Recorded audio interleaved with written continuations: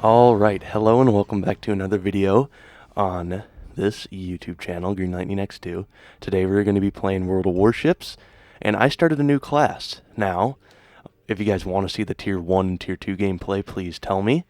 But, I skipped straight to the Tier 3, or not skipped, but I played, then got to the Tier 3, because I feel like that would be more entertaining for you guys. So tell me if you want to see the Tier 1 and Tier 2, and I can get you guys some videos. And I'm going to butcher this, in my opinion, but I believe it is the giussano, or giussan. Oh. That O, for me, I think the O should say O, but maybe not. Or just say no. It's not English, so obviously can't use English grammar. But we're going to be on New Dawn, capture the base, as usual. It's always a capture base. I never get dominations. But, you know, there's always the usual... it's just weird map rotation. But we're going to start off going full speed ahead. I like how these ships are fast. They have good torpedo range, surprising amount of torpedo range for a cruiser. But their turret traverse is in the garbage that's been lit on fire, that's currently starting a forest fire in Canada. Yep. They stink. It's battleship-esque, sorta. As you can see, I'm looking at, what is that, the Königsberg, and then our Orion right there. Because I think that they're pretty much AFK, or at the time I thought they were. And I don't like AF people when they're AFK, just because it's annoying, because then I have to 1v3 this side, which it's also, I believe, their strong side. But it's kind of annoying. Okay, so the giussano has a normal damage con, unlike the Russian battleships, you have infinite amount as usual.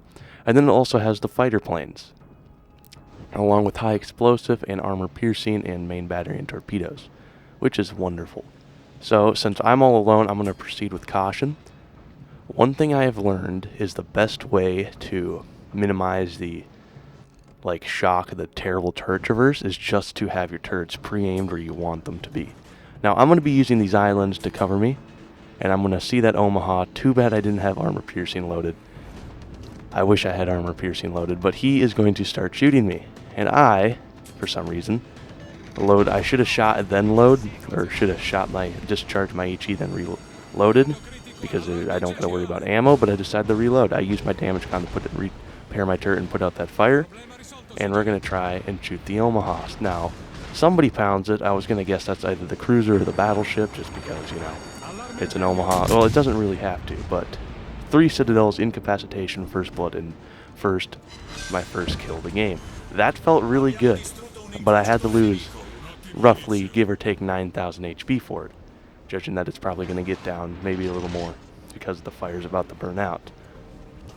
Definitely not a good kill. I mean, I'm still alive, but it's definitely not worth it. And then I drop another about roughly 1,000. So I'm going to try and line up a torpedo strike on this Omaha, thinking he's still going to slow down. This is where the turret traverse hurts. It's better to turn your ship than to actually turn or wait for the turrets to turn. And there's also an Orion out there that I want to try and torpedo.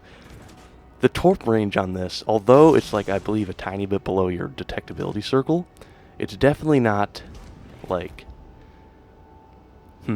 it's not American-esque, I was playing the Kaldin, the Kaldin, and it was the Russian destroyer, the Derzik.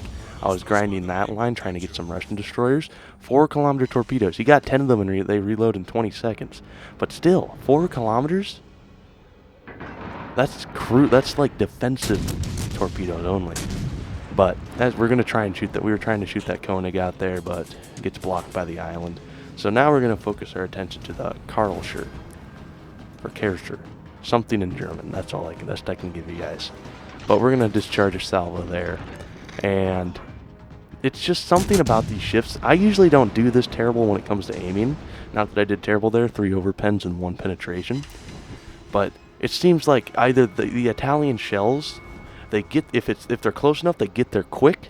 In long range, they get there quick. You could say. Maybe it's I was gonna say it obviously would take longer to get there, but it feels like it gets there quick. But mid-range like that, it takes 9.5 years. It's just weird.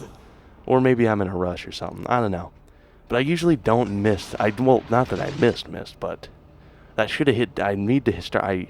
You need to hit dead center in this game if you want to score citadels, which is how you kill people quicker, which is usually beneficial if you want to, you know, stay alive and actually kill people, because if they can kill you quicker, that's usually not a good thing.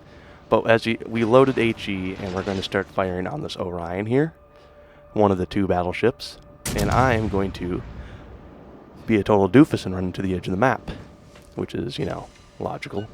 And I believe that Orion that was spawned next to me is still AFK to this point. And now, remember that G101? He's been kind of rampaging on the other one side of the map, along with that aircraft carrier. The Orion goes down to the New York, but the New York goes down to the Orion, unfortunately. Or was that the Koenig? Couldn't see it in time. And look at all the bullet holes in my ship. That's what I like about this game. You can see where you've been hit, and if it was an over-penetration, it'll go straight through. But that's what was I saying? Oh yeah. I just like how you can see the damage that's been done to your ship. It just makes a nice little aspect of the game that seems, I just like it. I just like that about it. But the Koenig here, he's sailing straight to the AFK ship, which is the least of his threats. So I believe he's been obviously logically targeting me. And what is that? There's another battleship next to him that I believe is also, and then there's that cruiser. I'm gonna head to the other side of the map because I see that unlit destroyer icon, and I'm thinking he's gonna try to capture our base, which would not be beneficial when trying to win. I lit a fire on the Koenig. And that is not it. He damage cons that. No, yeah, he just took some hits. He damage cons it. First fire of the game too. And I fire another salvo, hoping to get a fire. Probably still was having the damage con like cooldown. So you're immune when that happens. You're immune to taking floods. Maybe okay. Definitely immune to taking fires. And I believe you're immune to taking any sorts of like turret knockouts, torpedo knockouts, or floods. I can guarantee the fire though. So I'm not 100% sure with anything else. But the Koenig's going to go down here, I believe, to this salvo. Yep. And now it is an aircraft carrier, a destroyer, and this killer island that wants me dead. Now, see that G101 out there, he's antagonizing our aircraft carrier, which is just annoying. I hate when destroyers do that. Because aircraft carriers, they're great spotting. Yes, they're great spotting along with destroyers, but it also is just nice to have them. It's just, and I can never get into a game. I want to get the Tier 5 Ranger. I had the Langley, but I can never get into enough games to make it feasible. And right there, I'm just looking for the little cars that kind of whiz around on those tracks. I don't know if they removed them or not, but I just find it funny. I do really underestimate how big these ships are when you're playing them. Like, they seem decently small when they're not, and our aircraft carrier went down if you didn't notice, unfortunately. But I'm going to head back to defend the base, because I feel like he's going to get on top of that base real quick. As we continue, okay, so the aircraft carrier still has a remnant of his former self, the torpedo bombers, and personally, I would use those just to try and spot them, to keep them lit, because once I get in range, although I'm definitely not very good at aiming with the Italian cruisers like I am with American or French, you throw enough crap. If I throw enough crap at something, I will eventually hit it. You know, it's not like you're never going to hit it. If you throw enough crap in any direction, if you throw enough crap on anything on this map, you will eventually hit it no matter how hard you try to miss.